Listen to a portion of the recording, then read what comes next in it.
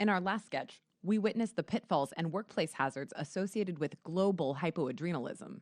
That means all the adrenal cortical steroid hormones were missing. Aldosterone, cortisol, not good. And some weak androgens were missing, but meh, no biggie. We're going to shift gears here and talk about a few inherited disorders of very specific enzymes in the steroid hormone synthesis machinery of the adrenal cortex. These instead present as a deficiency in cortisol, and sometimes aldosterone, and overstimulation of the adrenals to produce those get-dang androgens. Yikes. Androgen excess in kids can definitely lead to some unwanted effects. The hereditary defect in one of the enzymes involved in adrenocortical steroid hormone biosynthesis is termed congenital adrenal hyperplasia. We'll get to the hyperplasia part in a second. Welcome to supraadrenal land 2. All right, before we go knocking out enzymes in the adrenal cortex, I just want to clear a few things up. Yes, this sketch was first released in Japan as Doki Doki Adrenergic. You caught us. But this isn't just a mere money-grabbing reskin. The gameplay has been improved, the graphics updated, with a few sketchy characters thrown in, of course. And most importantly, the difficulty turned down a notch. See? It's like a completely new sketch. Now, before we jump right into the first level, let's go over each one of the enzymes and substrates involved in the intricate web of corticosteroid biosynthesis. Each of the terrains in this land represents one of the layers of the adrenal cortex, moving from the outside to the inside of the gland. First, we've got some kind of sparkly underground gem cave zone, representing the zona glomerulosa, where the mineralocorticoid aldosterone is synthesized. Remember that our recurring theme for mineralocorticoids is a collection of mineral crystals. Next is the middle zone of the adrenal, the zona fasciculata, which makes the glucocorticoid cortisol. Cortisol is embodied, as usual, by those eerie moon-faced fruits, reminiscent of the classic moon faces that can occur with glucocorticoid excess. On histology, this zone contains cells arranged in bundles or fascicles, kinda like the layers of vertical trunks in this mysterious fascicular forest. And finally, the innermost zona reticularis, where some weak androgens and testosterone are produced. This zone will be represented by our reticularis airship. All right, everyone knows that adrenocorticotropic hormone, or ACTH, from the pituitary stimulates the adrenals. But how? To find out, let's enter the first level, the glomerulosa gem cave. It's a me, Desmond. ACTH is symbolized by our recurring action clapperboard. Think of it as the hormone that yells action, triggering the adrenal cortex to start hormone production. ACTH upregulates the enzyme desmolase, embodied by the lovable video game mascot, Super Desmond. Let's go. Desmolase is responsible for the first and rate-limiting step of steroid hormone synthesis, the conversion of cholesterol to pregnenolone. This step is symbolized by those collectible golden cholesterol coins, along with the pregnenolone piranha plant underneath. Pregnenolone is the starting molecule for all the hormones synthesized by the adrenal cortex. And you know how these games work. There is always shortcuts and secret passages. Not to mention the rabbit glitch that lets you skip the first 30 stars of the game. What pregnenolone becomes next depends on which enzyme acts on it. As we go through each steroid synthesis pathway, remember this theme. The enemies that we encounter will symbolize steroid intermediates, while the main characters themselves, including Desmond and friends, will represent the main enzymes that facilitate each step. Let's focus on the outer layer of the adrenal cortex, the zona glomerulosa gem cave. If we follow those ladders downwards, we can trace the enzymatic conversion of pregnenolone to the mineralocorticoid aldosterone. Pregnenolone, the piranha plant, is first turned into progesterone via the enzyme 3-beta-hydroxysteroid dehydrogenase. Our recurring sketchy symbol for progesterone is a protective dome. Since progesterone is the hormone responsible for maintaining, protecting, if you will, the uterine lining during pregnancy. This time, we've incorporated our protective dome symbol onto the back of this friendly turtle guy. A regular here in supraadrenal land. Usually just minding his own business, really. Not actually sure why Desmond has some kind of murderous vendetta against this guy and his kid. Bad turtle experience as a child, maybe? Anyways, down the next ladder, we can see that progesterone is then converted to 11-deoxycorticosterone by the enzyme 21-hydroxylase. 21-hydroxylase is represented by Desmond's longtime simian friend, Dinky Kang. Notice that his tail and tie depict the number 21. The steroid product of this reaction, 11-deoxycorticosterone, is embodied by the blue stony cortex turtle. The suspenders represent 11, the blue skin evokes an image of deoxy, and then that stony cortex shell represents corticosterone. There you have it, 11-deoxycorticosterone.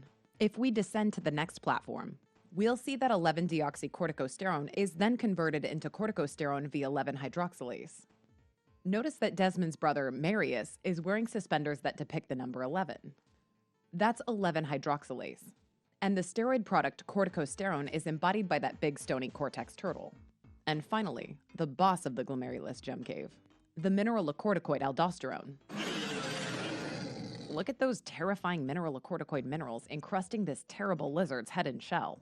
Once aldosterone is secreted by the zona glomerulosa, it heads to the distal nephron to promote salt and volume conservation. Of note, this last step cannot occur without help from angiotensin II.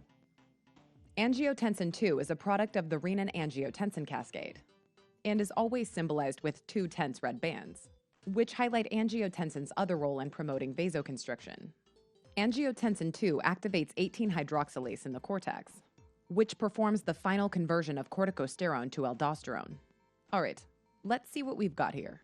Pregnenolone turns to progesterone, which is then converted to 11-deoxycorticosterone with the help of 21-hydroxylase, and then to corticosterone with the help of 11-hydroxylase. And finally, with the help of angiotensin II from the renin-angiotensin cascade, 18-hydroxylase turns corticosterone into aldosterone. All right, let's see what other routes we have available. Again, starting with the pregnenolone piranha plant. Instead of staying in the glomerulosa gem cave, we can hop into that teleport pipe and make our way into the fasciculata forest.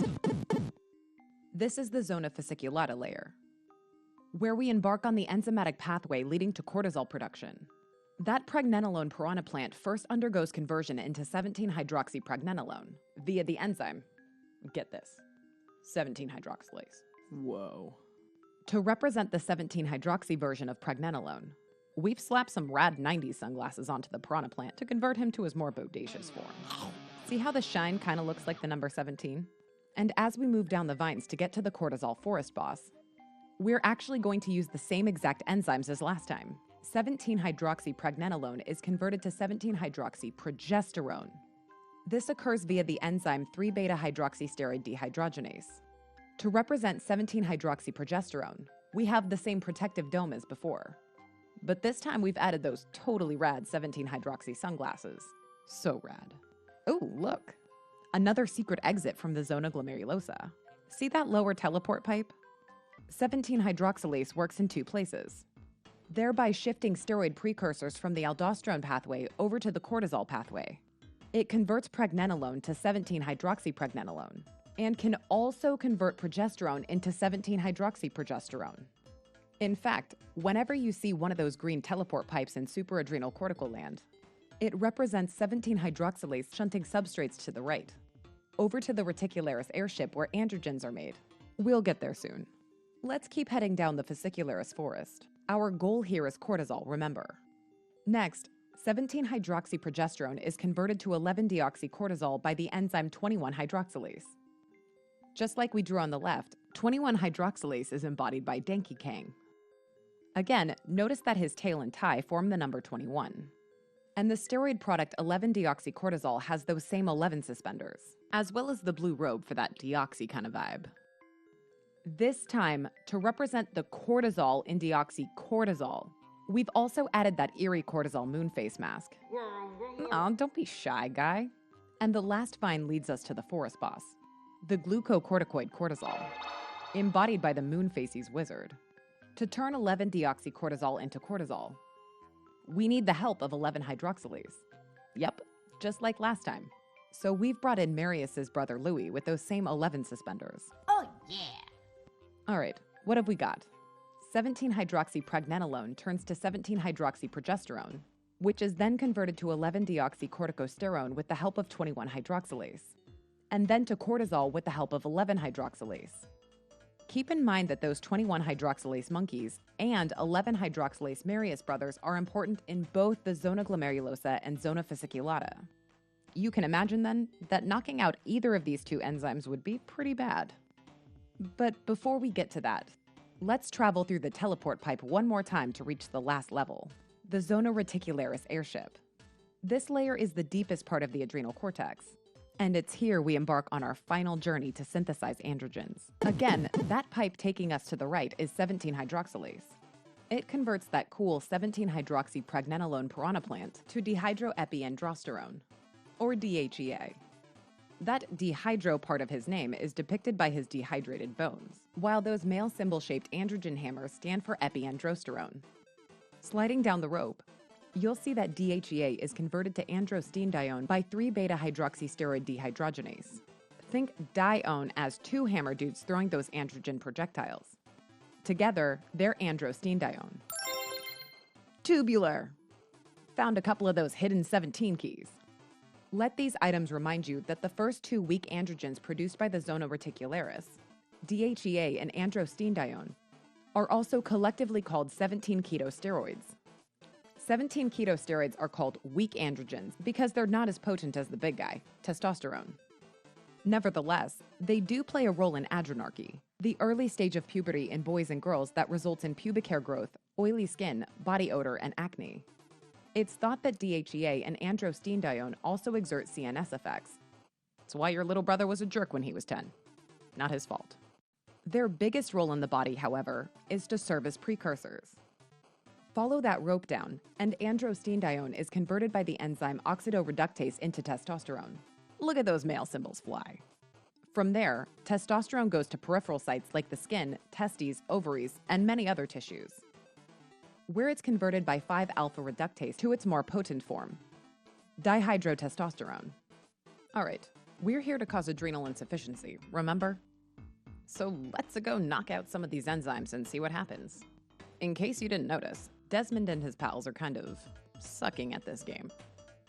You got Marius down there slipping on that banana peel. Rookie mistake. Louie is, I don't know, stuck on that vine, I guess? Aww. And Dinky and Danky? Yeah, they never make it past that second platform.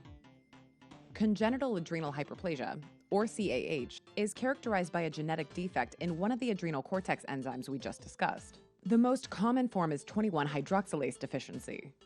When this enzyme is missing, the aldosterone and cortisol pathways are stuck at progesterone and 17-hydroxyprogesterone respectively.